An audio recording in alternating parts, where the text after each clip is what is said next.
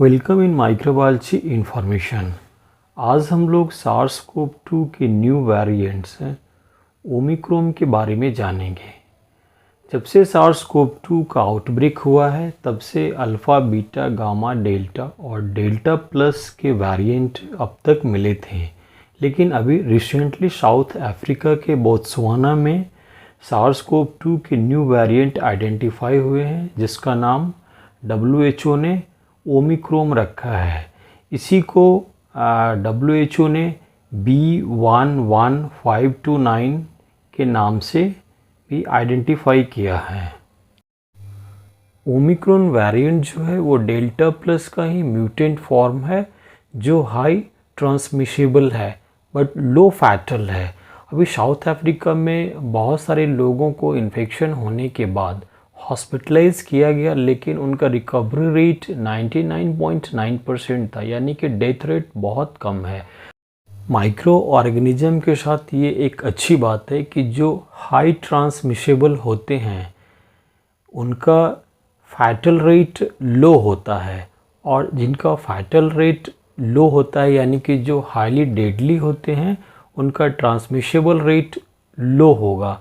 तो ये ओमिक्रॉन के साथ जो इंफॉर्मेशन आया है कि इसका ट्रांसमिशेबल रेट जो है डेल्टा प्लस और अल्फ़ा, बीटा, गामा के कंपेयर में ज़्यादा है, लेकिन डेथ रेट इससे बहुत ही कम है। ओमिक्रॉन वेरिएंट जो है वो वर्ल्ड के सारे कंट्रीज़ में लगभग आइडेंटिफाई हो चुके हैं, जिसमें mainly south Africa, China, America, England और आपका इंडिया में भी कुछ केसेस आइडेंटिफाई हुए हैं। यहाँ पे जो जीन सीक्वेंसिंग का हमारा रेट है वो बहुत ही स्लो है, जिसकी वजह से ओमिक्रॉन के जो वेरिएंट हैं वो एक्चुअल में पता नहीं चल पा रहे हैं। क्योंकि अगर आप जब भी न्यू वेरिएंट को ट्रेस आउट करते हैं तो आपको जीन सीक्वेंसिंग करना पड़ता है।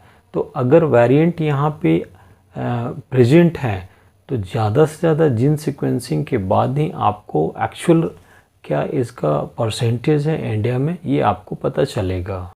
Now symptoms of Omicron infection. अगर ओमिक्रॉन का इन्फेक्शन होता है तो इसके जो सिम्टम्स पेशेंट में दिखाई देंगे वो लगभग सार्स-CoV-2 के डेल्टा और डेल्टा प्लस के साथ जो दिख रहे थे वो सारे सिम्टम्स यहाँ पे भी पेशेंट में दिखेंगे। एक दो सिम्टम्स जो है वो थोड़ा डेल्टा प्लस से अलग है, वो है अगर आपका ओमिक्रॉन का इन्फेक्शन हुआ है तो बहुत ज़्यादा वीकनेस होगा, यानी कि पेशेंट में बहुत ज़्यादा वीकनेस आपको देखने को मिलेंगे। और दूसरा क्या है कि लेथार्जी भी उनको बहुत ज़्यादा होगा, जो कि डेल्टा प्लस के कंपेयर में ओमिक्रॉन में ज़्यादा होंगे। नाउ डायग्नोसिस है। डायग्नोसिस के लिए जो जब भी न्यू वेरिएंट अगर आपको आइडेंटिफाई करना है तो वायरस के साथ सबसे अच्छा है कि आप उसका जीन सीक्वेंसिंग करके देखें। यानी कि पहले से जो एग्जिस्टिंग वेरिएंट हैं सार्स-CoV-2 के, तो बहुत सारे वेरिएंट आपको आइडेंटिफाई हो चुके हैं। तो न्यू वेरिएंट जहाँ कहीं भी सस्पेक्टेड है या अगर कोई एरिया में पॉजिटिव केस आते हैं सार्स-CoV-2 के, तो उनका जीन सीक्वेंसिंग करके अगर आप देखेंगे तो न्यू वेरिएंट का आप पता लगा सकते हैं। तो बेस्ट जो ऑप्शंस है ओमिक्रॉन को आइडेंटिफाई करने के लिए किसी पर्टिकुलर एरियाज़ में पॉजिटिव केसेस आने के बाद, तो आप उसका जीन सीक्वेंसिंग करके देखिए। अदरवाइज़ दूसरा भी आप टेस्ट करके भी देख सकते हैं, वो है आपका RT-PCR। RT-PCR टेस्ट से भी आप न्यू वेरिएंट का पता लगा सकते हैं। सार्स-CoV-2 का जो न्यू वेरिएंट है आपका ओमिक्रॉन, अगर इसको आप RT-PCR से डिटेक्ट करना चाहें तो इसके लिए आपको 4 जीन को डिटेक्ट करना पड़ेगा। इन जनरल जो अभी सार्स-CoV-2 के केस में डिटेक्ट किया जा रहा है RT-PCR में, वहाँ पे मेनली 2 जीन को डिटेक्ट किया जाता है, E जीन और RDRP जीन। लेकिन आपको ओमिक्रॉन के केस में 4 जीन डिटेक्ट करने पड़ेंगे। इसमें मेनली है आपका S gene, E gene.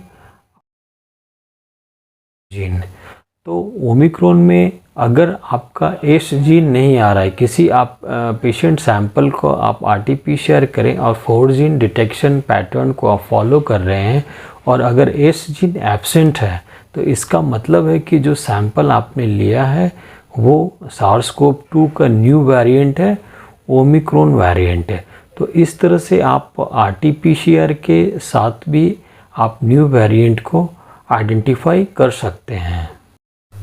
New variant के आने के बाद ये क्वेश्चन सबके मन में रेज हो रहा है कि क्या जो वैक्सीन अभी हमने लिया है SARS-CoV-2 के अगेंस्ट में, क्या उसके लेने के बाद ओमिक्रॉन का इन्फेक्शन होने से हमारा बॉडी बच सकता है।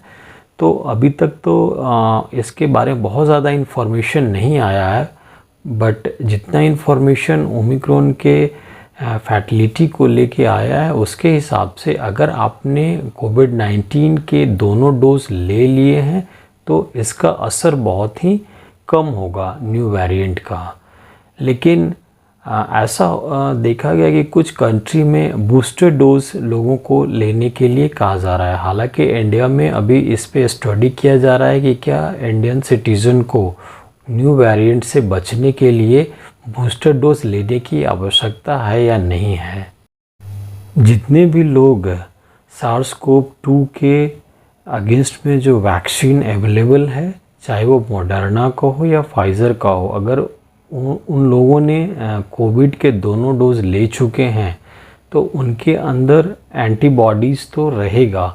लेकिन एज़ पर वैक्सीन मैन्युफैक्चरर उनका कहना है कि चाहे आप मॉडर्ना का वैक्सीन लें या फाइज़र का, तो बॉडी में कोविड-19 के अगेंस्ट में 6 to 12 मंथ तक ही एंटीबॉडीज़ बनेंगे ऑप्टिमम लेवल में, जो कि वायरस के अगेंस्ट में फ़ाइट करने के लिए सफिशिएंट है। लेकिन आफ्टर 12 मंथ आपको मे बी बूस्टर डोज लेना पड़ सकता है। तो गवर्नमेंट ऑफ इंडिया भी इस पे स्टडी कर रही है कि न्यू वेरिएंट के आने के बाद क्या लोगों को बूस्टर डोज देना पड़ेगा। लेकिन अभी इंडिया में बहुत सारे लोगों को सेकेंड डोज भी नहीं मिला है, तो प्राइम जो फोकस किया जा रहा है वो सबको 2 डोज कंप्लीट करने को कहा जा रहा है, ताकि आपके बॉडी के अंदर ऑप्टिमम एंटीबॉडीज़ अवेलेबल हो to fight off new variant of कोविड-19। और जब से कोविड-19 का आउटब्रेक हुआ है तब से इस वायरस में बहुत ज़्यादा म्यूटेशन हो रहा है और न्यू फॉर्म में ये आ रहे हैं। तो ऐसा नहीं है कि ओमिक्रॉन आने के बाद फिर न्यू वेरिएंट इसका कोई नहीं आएगा। जिस तरह से इसमें वेरिएशन हो रहा है यानी कि म्यूटेशन हो रहा है, तो आफ्टर ओमिक्रॉन भी आपको न्यू वेरिएंट आइडेंटिफाई हो सकते हैं।